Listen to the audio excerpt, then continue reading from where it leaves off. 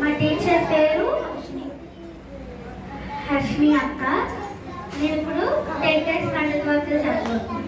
Abraham పిలువబడినప్పుడు విశ్వాసం బట్టి ఆ పిలుపుకు లోబడి తాను శ్వాసంగా పనులై ఉన్న ప్రదేశంలో బయలువెళ్ళను. మరి ఎక్కడికి వెళ్ళవలన జరుగుతాగా బయలువెళ్ళను.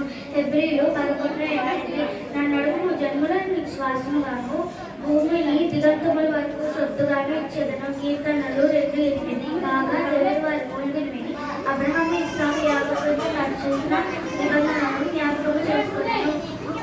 నిర్గమకాండము 2:24 అయితే వారు కనపడినందున యాసోనును సహోదరులను ఆ పట్టణ పరిపాలనకు ఇచ్చుకొని పోయి భూలోకమును తలకిందులు చేసిన వీరు ఇక్కడికి కూడా వచ్చినారు. యాసోను వీరిని చేర్చుకొని ఉన్నాడు. సముద్ర కార్యములు 17:6 యెహోవా వేడుకలలో నీ వంటి వాడెవడు? పరిశుద్ధతను బట్టి నీవు మహనీయుడవు, కీర్తనను బట్టి పూజ్యుడవు, అద్భుతములు చేయవాడవు నీ వంటి వాడెవడు?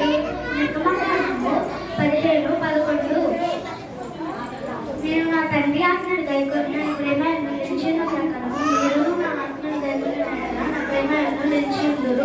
యోహాను 15:10 కాబట్టి ప్రభువు సహాయుడు, నేను భయపడను, ధర్మాత్ముడు నాకేమి చేయగలడు అని మంచి ధైర్యంతో చెప్పగలవారని నాకు. హెబ్రీలకు 13:6 దేవుడు లోకం ఎంతో ప్రేమించును కాగా ఆయన తన అద్వితీయ కుమారునిగా పుట్టినవాడు విశ్వాసం వేసి ప్రతివాడును నశింపక నిత్యజీవము పొందినట్లు ఆయనను అనుగ్రహించెను.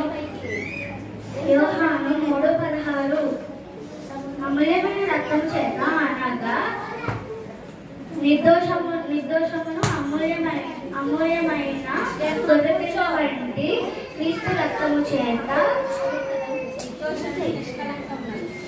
నిర్దోషమును నిష్కలంకమునకు గొర్రెపిల్ల వంటి రక్తము చేత విమోచింపబడతారని మీరెరుగరు కదా.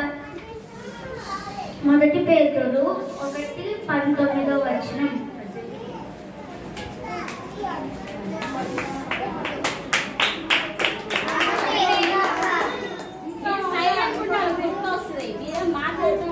మరలా యేసు నేను లోకమునకు వెలుగును, నన్ను వెంబడించువాడు చీకటిలో నడవక వెలుగు కలిగి ఉండునని వారితో చెప్పెను. యోహాను 8:12